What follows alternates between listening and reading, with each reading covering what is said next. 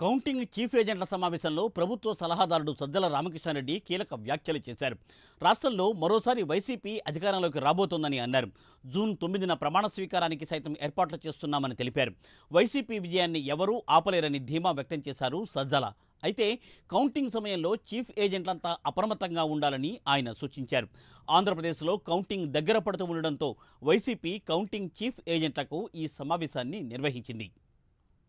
మనందరం కలిసి ఒక మనకు ఏదైతే టార్గెట్ ఉందో దాన్ని రీచ్ అయ్యేట్టు కంఫర్టబుల్గా బ్రహ్మాండంగా వస్తున్న దాంట్లో డౌట్ లేదు. అయితే వాళ్ళ ఆటలు సాగనివ్వకుండా ఎట్లా చేయాలనేది మనం చేసేది మన టార్గెట్. అది మళ్ళీ అధికారంలోకి వస్తున్నాం, బ్రహ్మాండంగా వస్తున్నాం.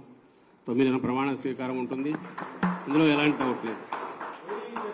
అయితే దానికి ఏదో మనం వాళ్ళ ఆటలు సాగనించి వాళ్ళు పెట్టే జరిపే సైకలాజికల్ వాటన్నిటి మనం తట్టుకొని మనం ఏదో ఇది కాకుండా ముందు ప్రియంటివ్ వాళ్ళను ఒక్క ఆట కూడా సాగనివ్వకుండా ఏం చేయాలనే